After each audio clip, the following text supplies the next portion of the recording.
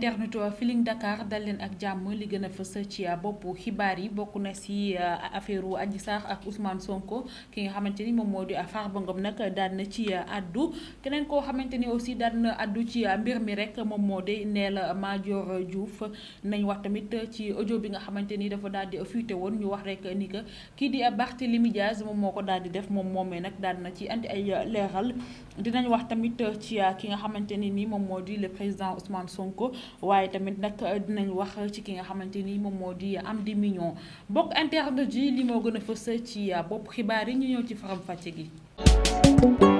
del déglu del xool Feeling Dakar site bi lay jox information yu leer Feeling Dakar yaa ngi Feeling Dakar. salaamaaleykum internetu Feeling Dakar dal leen ak jàmm ci xibaar yi comme ni ma leen ko waxee woon ca njëlbeen ba rek dañ koy dooree ak ki nga xamante ni moom moo di Farba Ngom moom Farba Ngom nag daal di woon nañ koy dalal foofee ca télévision Futurs Médias ci émission bi di Soir d'info moom moomee nag daan nay àddu ci li nga xamante ni moom moo ñeel Ousmane Sonko ak ki nga xamante ni moom moo di Adji Sarr dañuy daal di teewlu rek benn extrait bu ndaw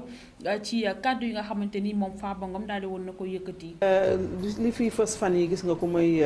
dernière sortie bi nga xamante ne am na ko Adji Sarr def ko dañ ñëpp doon wax Adji Sarr moom ki tuumaal Ousmane Sonko jiite Pastef wàllu viol ñëpp doon wax mu génn daanaka bi mu waxee gis nañu coow li dafa gën ne kur ñu bari sax dañoo dal ci kaw Adji Sarr déjà sa jàngat ci mbir moom. waaw li ma jàngat ci mbir yi mooy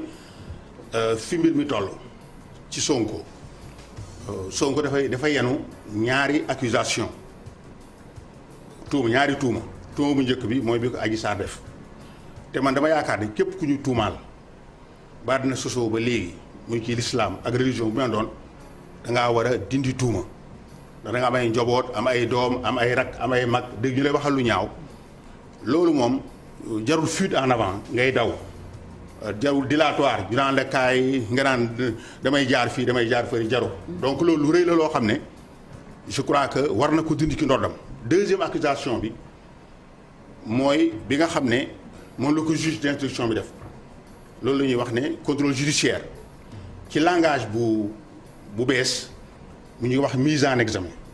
loolu dafa ne dafa am ay des faits graves et concordants mooy ay des indices graves et concordants ay jëfin yoo xam ne yu wone ne yow mii ñu def loolu mën ngaa def loolu la personne aurait pu commettre li ñu koy toppee te fee yooyu ni ko justice di waxee en jurisprudence ni ko ci justice di waxee mooy dañuy wax ne ay faits yoo xam ne objectif et concret mooy loo xam ne lu wóor la daal loo xam ne yow mii moo tax ñu tuuma tekk sa ndodd donc ñaari tuuma yooyu daf ko war a dindi parce que mise en examen wala ñu contrôle judiciaire si justice c'est lourd de fait donc loolu laa ciy njëkk a wax leneen li ma njëkk a wax mooy ni ma gisee mbir mi Cheikh Ahmadou Bamba dafa doon wax ne dañu dem jamono dañuy jël fen def ko dëgg jël dëgg def ko fen te su boobaa soo yoree dëgg sax da ngay ragal ndax fen dafa bëri riir mais nag man dama xam ne mbir mi ni mu demee ku ju tuumaal Sonko jóg wax Adji Sarr amul ndey xanaa amul baay amul mag ñu tuumaal ko wutal ko ay ndey wutal ko ay baay bi ma dégloo Washington Post le 8 mars dafa wax ne Sénégal day mbirum Sonko mii am na benn opposant boo xam ne dañ ko jiiñ viol ba mu mujj ci xeex ba am ñu fa dee loolu su fekkee ne loolu wéy na mu ne Sénégal daañ dem ba benn jigéen dootu fa ñeme yuuxu viol te su boobaa àqu jigéen dinañ ko naxasal kon man dama yaakaar ne ñun ñëpp ay jullit lañu ñun ñëpp kenn mënta setal kenn ci wax kenn mënta taxal kenn ci wax loolu wax ju ñaaw la rek ndax tuuma dafa am fu ñu koy dindee tuuma moom tribunal lañ koy dindee su fekkoon ne bu njëkk la nga xam tribunal amul da ngay dem nga taxaw nga waat mais léegi tuuma li ma ci gis mooy Sonko da ko war a dindi ensuite dafay yomb rek ñu ne la yow da nga doon yàkkataan nit tuumaal la viol nga daal di ne voilà man président baak yooyu président bi nguufaanu la yóbbu la ci biir kii ba yóbbu la ca biir nu mu tudd ca biir salon ba man mi salon boobu dama la fi sama kër gi y a 2 ans et demi may wutu benn ñu proposé ma benn peinture bu ñu tuddee toglu waa ji jógee nu mu tudd jógee Saly parce que dañ ko def ci hôtel yi yëpp mu ñëw ne ma defar naa ko fii ma ne ko foo ko defaree mu ne ma nañ dama woon la ko dañuy ñëw ba mu ne ma yóbbu ma ba ci gannaaw cimetière yi ñu wiiree ci gannaaw hôtel bi ba ñuy tour rek mu ne tonton fii day xale yu ndaw ñoo fi nekk yoo xam ne dañ lay maase ma ne ko kon man du ma fa dugg parce que nit ñi da nga fay dugg rek ñu ne la yow fii def nga fa dara defoo fa dara mu ne ma ma ne ko non man fi laa taxaw moo ñeeku yàlla def ba ma demee affaire mu jël ko defal ma même ma ne ko bul def même parce que peinture bi dafa leer mu dee defal ma même chose sunu waa ko ñu yëpp fii Yoff gis nañ ko am na fa 3 à 4 mois yoo xam ne damay woo waa ji pour mu ñëw dindi peinture boobu def fa tuglu bu gën a simple. bu ñu jógee ci Farba Ngom dañuy daal di wax ci keneen koo xamante ni moom tamit daal dina àddu ci mbir mi moo di Ndella Madior Diouf moom nag gannaaw bañ ko dalalee ci Seneweb ci émission bi di Ultimatum moom moomee nag daal dinay andi ay leeral ci li nga xamante ni moom moo di mbir moomee di wax rek ni que li nga xamante ni moom moo dal Adji Sarr nekk na loo xamante ni nii leerul ci bopp nit ñi ndax nag moom bëggul sax woon àddu ci li nga xamante ni nii moom moo di mbir moomee waaye nag ki nga xamante ni moom moo di Ndella Madior Diouf lu mu daal di wax rek moom moo di ki nga xamante ni moom moo di Adji Sarr doomam la waaye nag li nga xamante ni moom moo ñeel mbir boobee ak sortie bi nga xamante ni daal dina koy def jàpp na ni kaddu yi nga xamante ni nii Adji Sarr daal dina ko yëkkati nekkul ay kaddu yoo xamante ni nii daal dina convaincre nit ñi looloo waral nag moom dese naa gëm à 100% ki nga xamante ni moom moo di Adji Sarr ba noppi nag mbir mi nekk na loo xamante ni nii affaire à suivre la ndax nag am na ci ñoo xamante ni nii dañuy daal di xeex ak yelleefu jigéen ñooñee nag dégguñu leen ñëw addu ci moom Ndella Madior nag nee na booy addu ci mbir dafay fekk mbir moomu mu leer ndax nag bu fekkee dañ la tuumal wala li ni mel rek da ngay daal di fësal li nga xamante ni moom moo la nakari gannaaw ba nga porté plainte waaye doo toog rek lëlu kàddu yooyu nag la Ndella Madior daal di woon yëkkati foofee ca Seneweb ba bu ñu jógee foofu noonu tamit dañuy daal di wax ci ki nga xamante ni moom moo di Dame Mbodj moom Dame Mbodj nag moom tamit daal dina yëkkati ay kàddu jëmale ko ci ki nga xamante ni moom moo di Adji Sarr ci noonee sax gannaaw rencontre bi nga xamante ni nii daal di woon na koy def ak ki nga xamante ni moom moo di Ousmane Sonko ni ki démb moom Dame Mbodj nag daal dina yëkkati ay kàddu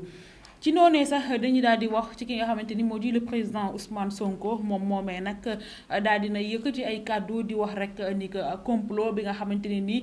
nit ñi ñu ngi koy waaj loolu nag nekk na loo nga xamante ne nii terrorisme lay doon ndax nag gis nañ complot bi nga xamante ne nii daal di woon nañ koy teg ci kawam waaye nag moom Ousmane Sonko daal dina annoncé prochain complot bi nga xamante ne nii ñoom ñu ngi koy waajal di wax rek ni que beneen yoon wàllum terrorisme la ñuy wax ndax nag jamono ji ñoom ñooñee képp ku ci génn rek say kàddu lenn kese lay doon muy wàllum terrorisme ci noonee sax dañuy daal di wax ci li nga xamante ni moom moo di sortie yi nga xamante ni nii ñi nga xamante ni ñoom ñoo di jege ñaale Macky Sall ñoom ñu ngi koy def sortie yooyee nag nekk na ay sortie yoo xamante ni mel na ni le président Macky Sall rafetlu ko benn yoon et que dafay daal di jëm sax ci li nga xamante ni moom moo di remaniement ndax nag bu ñu sukkandikoo ci yéenekaay bi di laas lu mu daal di xamle rek moom moo di génn yi nga xamante ni nii ñi fare ci nguur gi ñu ngi koy def nag kii di le président Macky Sall àndu ci benn yoon ndax nag sortie bi nga xamante ni nii Maître Malick Sall aussi daal dina koy def nekk na ay sortie yoo nga xamante ni ay sortie yu maladroit la ci noonee sax bëri na ñeneen ñoo xamante ni tamit daal nañu def yooyu les sortie information boobu nag waa laas ñoom ñoo ko daal di joxe. ba tax na nag dañuy daal di wax ci ki nga xamante ni moom moo di doyen des juges Samba Sall mi nga xamante ni nii moom moomee dafa daal di feebar moom nag moom moo daal di yore woon dossier ki nga xamante ni moom moo di Guy Marius Sagna ak ay ñoñam ci li nga xamante ni moom moo ñeel dossier Adji Sarr ak Ousmane Sonko moom nag moom moo leen placé woon sous mandat de dépôt ba tax na nag bu ñu sukkandikoo ci information yi nga xamante ni yéenekaay bi di las daal dina koy joxe rek moom moo di juge d'instruction boobu di Samba Sall nag moom nag dafa daal di absenté ci boobule audition ndax nag dafa daal di feebar ki nga xamante ne moom moo di Guy Marius Sagna moom rek la ñu jot a déglu waa ñeneen ña ca des nag ñoom ñooñee kenn dégloogu leen. bu ñu waa jógee foofu wax ci ki nga xamante ni moom moo di Barthélémy Diaz moom Barthélémy Diaz nag gannaaw ba nga xamante ni dafa daal di amoon benn audio boo xamante ni dafa doon circuler ci réseaux sociaux yeeg site internet yi ñuy wax rek ni que Barthélémy Diaz moom moo daal di ci yooyu le kàddu waaye nag moom tey jii daal dina def ab vidéo di démentir yooyu le information di wax rek ni que ki nga xamante ni nii wala ñi nga xamante ni ñoom ñoo daal di publier audio boobee ñoom li ñu bëgg rek moom moo di jaxase ko ak ki nga xamante ni moom moo di le président Ousmane Sonko dañuy daal di teewlu rek quelques kàddu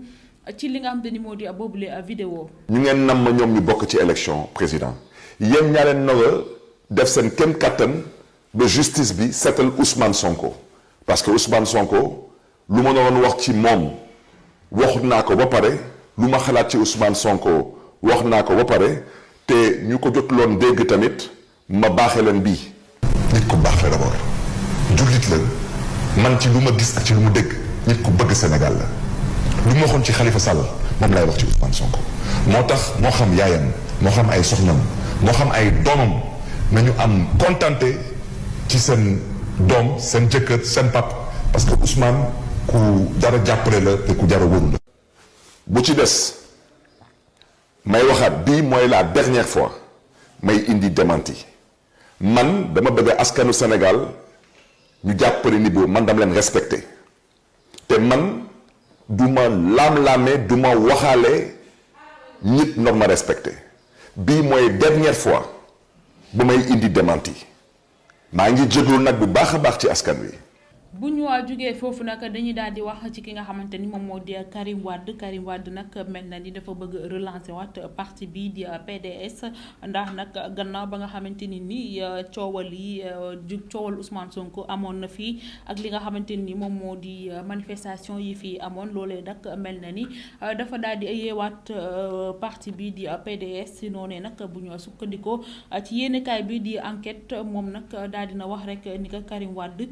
dafa daal di génne li nga xamante ni moo di ay moyens yu takku ngir taxawalaat li nga xamante ni moom moo di parti libéral bi ci li nga xamante ni moom moo di langue politique bi ci noonee nag ci li nga xamante ni moom moo di wàllum logistique beeg li ni mel kii di Karim Wade moom nag daal dina yónnee li nga xamante ni moo di 16 oto yoo xamante ni ay 8-8 la ci li nga xamante ni moom moo di libéraux yi. dañuy wax nag ci ki nga xamante ni moom moo di Issa Sall mi nga xamante ni élection présidentielle yi ñu génn moom nag daal di woon na ci bokk moom nag parti bi di PUR la doon représenté waaye nag moom Issa Sall dafa daal di créer propre parti bu nga xamante ni nag mu ngi tudd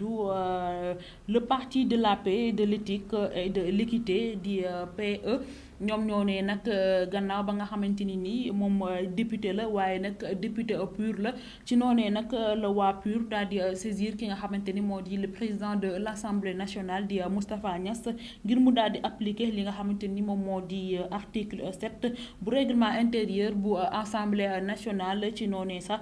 la ñu daal di wax rek ni que la ki nga xamante ni moom moo di Issa Sall perte li nga xamante ni moom moo di député am ndax nag moom député PUR la woon waaye nag dékkul woon député parti wam ndax nag jamono yi ñu koy fal député rek dafa daal di représenté woon parti bi nga xamante ni moom moo di PUR ci noonee sax Serigne Moustapha Sy ak ñi nga xamante ni ñoom ñoo di ay ñooñam rek loolu nag la ñu daal di demandé ki nga xamante ni moom moo di le président de l'Assemblée nationale di Moustapha Niasse. dañuy wax nag ci ki nga xamante ni moom moo di ancien ambassadeur bu France fii ci Dakar moom nag dañ ko daal di invité woon fi nga xamante ni moom moo di ci France 24 moom mooy nag dafa daal di yëkkati ay kàddu daal di wax rek ni que dina métti lool ngir ñu jële fi ki nga xamante ni moom moo di le président Ousmane Sonko ci noonee nag kàddu yooyee niñ ko interprété nag dafa daal di uute ba tax na nag moom Ousmane Sonko sax démb ci gise bi nga xamante ni daal di woon na koy gisee ak Dame Mbodj moom nag daal dina ci profito di wax rek ni que terme bi nga xamante ni nii moom moo di disparaître bi nga xamante ni nii ancien ambassadeur bu Sénégal fii ci Dakar di Jean Christophe lu mu utiliser dafa nekk loo xamante ni nii terme bu rëy la. dañuy génn ci loolu wax ci li nga xamante ni moom moo di sport ak lamb wax ci combat bi nga xamante ni nii war na dox ci diggante Modou Lo ak Ama Baldé combat boobee nag daal nañu jël li nga xamante ni moo di date bu njëkk bi nga xamante ni nii war nañ ko amal ab face to face ci noonee nag date boobee moom moo di le 6 avril 2021 bu ñu sukkandikoo ci yéenekaay bi di sunu lamb ba tax na nag gannaaw ba nga xamante ni boobule combat bañ ko taxawalee nag yàgg na lool ay weer a ngi ni nit ñi di ko waxtaanee combat boobee nga xamante ni nii kii di Luc Nicolaï moom moo ko daal di tëgg moom moomee nag Luc Nicolaï daal dina choisir li nga xamante ni moo di date bu njëkk ba nga xamante ni nii kii di Ama Baldé ak Modou Lo dinañ ko jàkkaarloo mu nekk nag lu nga xamante ni nii seen premier face to face lay doon laata grand combat bi di jot. bu ñu jugee foofu nag dañuy jeexale xibaar yi ak ki nga xamante ni moom moo di Amdy Mignon moom nag Amdy Mignon gannaaw ba nga xamante ni dañ ko daal di dalaloon ci benn chaîne YouTube ci noonee sax moom Amdy Mignon dafa daal di yëkkati ay kàddu di wax rek ni que kii di Papa Thione dafa nekkoon nit koo xamante ni nii nit ku baax la woon et que sax moom moo gënoon a tàlli ki nga xamante ni moom moo di Wally Ballago Seck moomu sax Amdy Mignon daal dina wax rek ni que bëri na ñoo xamante ni tey jii ñëwoon nañu ci dëju Papa Thione demoon nañ fi nga xamante ni moo di ca enterrement bi waaye nag ñoom ñooñee ñëpp ay ennemi woon lañ ay noonam lañ mu nekk kàddu yoo xamante ni nag daal dina choqué ñenn ñi waaye nag bu loolu wëyee moom Amdy Mignon daal dina def aussi ay révélation di wax rek ni que kii di Papa Thione